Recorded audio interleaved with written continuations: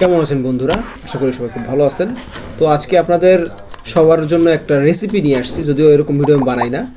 তো আজকে নিয়ে আসছি আপনাদের রাশিয়াতে যারা ব্যাচেলর থাকেন তারা কীভাবে সহজেই ডাল দিয়ে মুরগি মাংস রান্না করতে পারবেন। তো এর জন্য আমি একদম সামান্য ইনগ্রিডিয়েন্টস নিয়ে এসেছি: দারচিনি, জিরা, এলাচ আর একটু শুকনো মরিচ, আর পেঁয়াজ কুচি, রসুন কুচি। এটা আমার হ্যান্ড ব্লেন্ডারে দিয়ে একটু ব্লেন্ড করে নিলাম।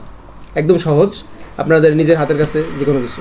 এরপরে নিলাম হচ্ছে এখানে আপনার বিভিন্ন সুপার শপে পাওয়া যায় এই রানগুলো, শুধু রান পাওয়া যায়। তো এটাকে আমি একটু ছাল ছাড়িয়ে নিছি, অনেকে ছাল সহ খায়।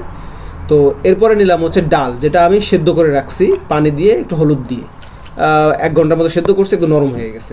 এরপর একটা প্যানের মধ্যে আমি হচ্ছে সূর্যমুখীর তেল, রাশিয়াতে খুব বেশি চলে, সো তেল দিয়ে দিব এখানে, এবং সাথে একটু সরিষার তেল দিব ফ্লেভারের জন্য। যদিও রাশিয়ার সরিষার তেলটা ঝাঁজ কম, আমাদের দেশের মতো ঝাঁজ হয় না, কিন্তু ফ্লেভারটা খুব সুন্দর আসে।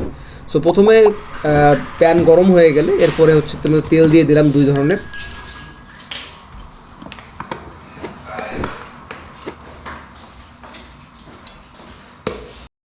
এখন দিব হচ্ছে এই যে দেখছেন যে মানে আমি মাংসটা ছাড়াইছিলাম, ছাল ছাড়াইছিলাম এবং একটু ভেঙে ভেঙে নিয়েছি, এটাকে একটু কুচি কুচি করে নিয়েছি। সো এর মধ্যে দিয়ে দিলাম হচ্ছে পেঁয়াজ এবং রসুনটা একটু মানে কি বলে পেঁয়াজ বেরেস্তা করে নিলাম, যাতে হচ্ছে পরবর্তীতে আমি একটু বাগার দিতে পারি।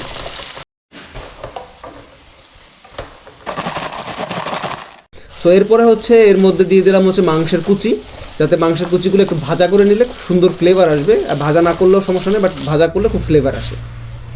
সো এটা দেখতে পাচ্ছেন যে ভাজা হয়ে গেছে। এরপর ওই একই তেলের মধ্যে আমি দিয়ে দিলাম হচ্ছে আদা বাটা, রসুন বাটা, মানে একসাথে যেটা দিয়ে আমি হ্যান্ড ব্লেন্ড করছি আর কি, সব কিছু একসাথে দিয়ে নেড়ে নিব। এর মধ্যে দিব হচ্ছে একটু সরিষা বাটা, যাতে ওই যে ঝাঁজটা কম হয়েছে এটা ফ্লেভারটা এখন পাবেন। এরপরে দিব টমেটো সস,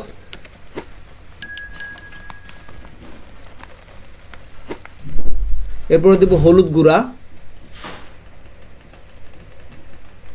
এরপরে দেবো ঝালের গুঁড়া, পরিমাণ মতো দিবেন সব, অনেকে ঝাল বেশি খায় কম খায়। পরিমাণ মতো লবণ দিব। এরপরে দেবো একটু চাট মশলা, বা এখানের যে মশলা পাওয়া যায় ম্যাগি টাইপের একটা মশলা পাওয়া যায়, এটা একটু ঢেকে দিয়ে কষাই নিব আর কি। কষানো হয়ে গেলে এরকম যখন ঘন হয়ে আসবে, তখন এর মধ্যে হচ্ছে আমি দিয়ে দিব হচ্ছে সেই মাংসগুলো, ভাজা মাংসগুলো দিয়ে হালকা করে একটু নেড়ে টেড়ে এরকম এর মধ্যে দিয়ে দেবো হচ্ছে ডালগুলো, যেগুলো আমি সিদ্ধ করে রাখছিলাম হলুদ আর লবণ দিয়ে। এরপরে এটা সুন্দর করে মিক্স করে নিব,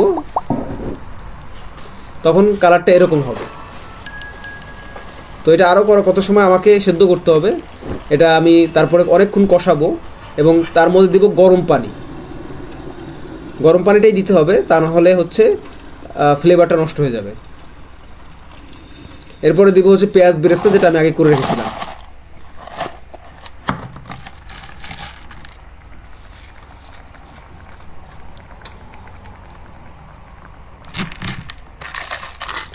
এরপরে হয়ে গেলে ভাতে নিয়ে গরম ধোয়া ওটা ভাতে খেয়ে নেবেন।